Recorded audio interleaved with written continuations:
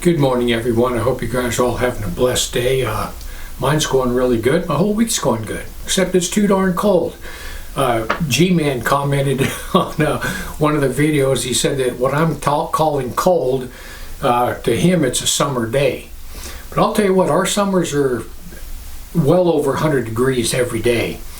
And we get climatized to that. When we drop down to like the 60s and 50s in the wintertime, we're cold. So anyway, hey, I wanted to talk to you for just a minute about looking back. But before I do, I want to tell you something. I was watching, the other day I was sitting in my chair and I'm working on my laptop. And my wife is watching the Family Feud with Steve Harvey. And we've all seen the Family Feud.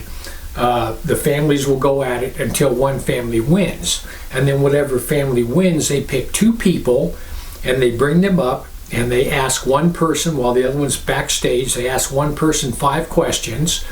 And then the other one comes out and they ask him the same 5 questions. And between the two of them, if they get 200 points, they'll win $20,000. Well, listen. These questions, they poll an audience of 100 people. And this is the question that they asked. He said, we surveyed 100 people, 100 women. And this was the question. Every woman wants to marry a man who loves blank. That was the question.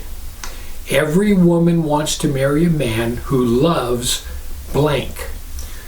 Well, the first thing that came to my mind was God. And this lady, she reaches up there and hits the buzzer, and she's obviously a Christian, and she said, God. Every woman wants to marry a man who loves God. Steve Harvey said, survey said, and that thing flipped over. You know how many women out of 100 said God? 0. Not a single one.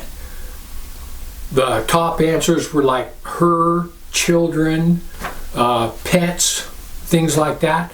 But not one single woman out of 100 said God. And I looked at that and I said, you know what? Every time I think that this country can't get any lower, it surprises me. And it does. And anyway, I just thought that was fascinating. So listen, if I was to sum up this world in one word, that word would be temporary. Temporary is the word that totally describes this world, because everything in this world is temporary. This is what it says in Luke 9:23 and 24. And he said unto them all, if any man come after me, let him deny himself and take up his cross daily and follow me. For whosoever will save his life shall lose it. But whosoever will lose his life for my sake, the same shall save it. What Jesus is telling us is, listen, if you're going to follow me, you have to make a choice. You have to either choose the world and to let it go, or choose me. It's the world or me. It's the temporary over the eternal. And this world, everything is temporary. People, listen.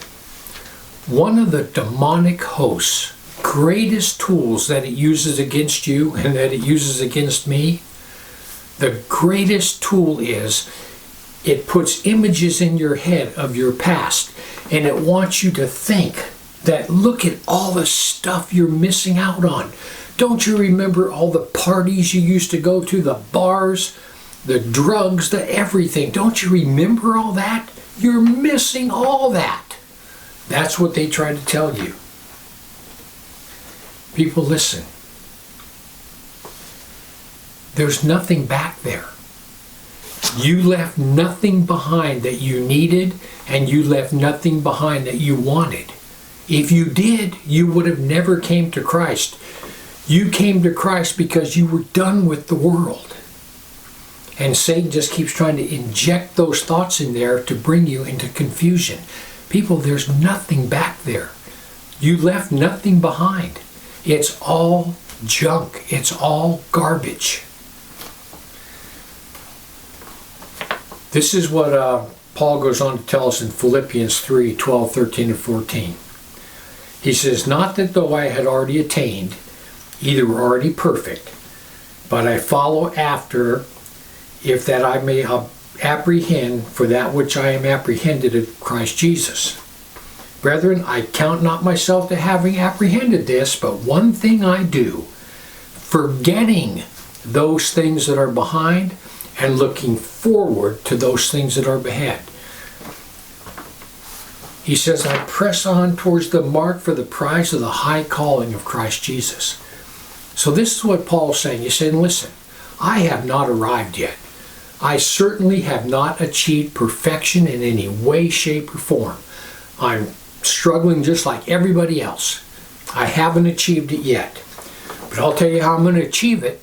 This is what I'm going to do to achieve it. I'm going to forget all those things that are behind, all those things I left behind, all those things that Satan keeps trying to tell me that I'm missing. I'm going to forget all of them. And I'm going to press on to the high calling of Christ Jesus. That's where I'm headed. Forget the world. I'm headed for the eternal. Paul urges us to leave the past behind. Leave it behind. There's absolutely nothing there. He's telling us that all the good things, they all lie ahead. A glorious future lies ahead. It's all in the future. None of that is behind. None of it.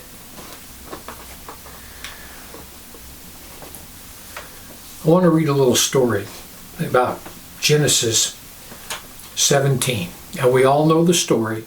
It's about Lot and his family. When the angels came to Sodom and Gomorrah and they told Lot, we're going to destroy this place, you need to get out. Genesis 19:17 says, and it came to pass when they brought them forth abroad that he said, escape for your life. And then he gave them this warning, look not behind thee. Don't turn around and look back. Neither stay thou in all thy plain. Escape to the mountains, lest thou be consumed. And then we know what happened. Goes on to say in verse 26, but his wife looked behind him.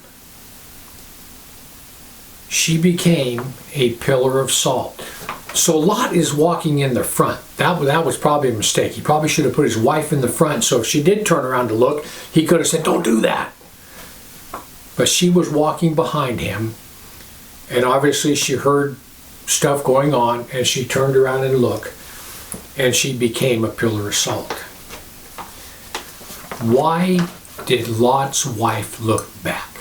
Why did she look back? I have heard so many sermons on this passage, and every time I hear one, I just shake my head in disbelief, because most pastors will sit there and say, well, his wife looked back because, she longed for the sin of Sodom. She liked the place, and she didn't want to give it up. People, I don't think that has anything at all to do with it. I think that Lot's wife looked back because she had minimum of 2 daughters there. Her daughters were there. Her son-in-laws were there. And most likely she had some grandkids there. She was concerned about them. That's why she looked back. And her only sin was the fact that she was told, don't look back. She did not heed the warning. And therefore it cost her her life. She became a pillar of salt.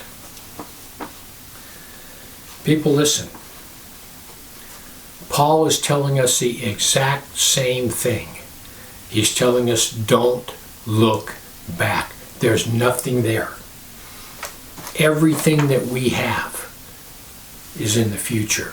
An inheritance that you can't even imagine, a love that you have never felt before.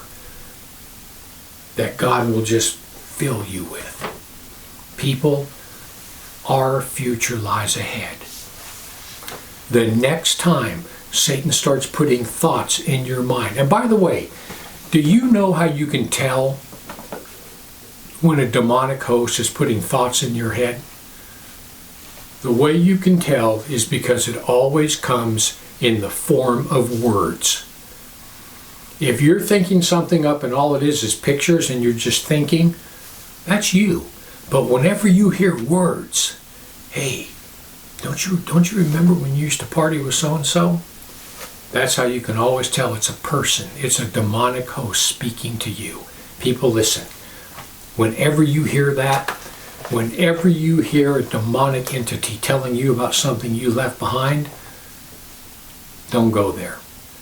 Just instantly say, Father, I'll leave the past in the past. I'm looking forward to what's ahead. Anyway, I hope that all made sense. People, listen. Very soon, we're all going to be moving forward, straight into the gates of heaven. And I can't wait to meet you all there. I'm looking forward to it. Anyway, there's nothing behind. There's nothing back there that I want to go to. My future lies ahead. Anyway, I just want to give you something to think about. Heaven or hell, you choose. Just remember, once you take your last breath, it's a done deal.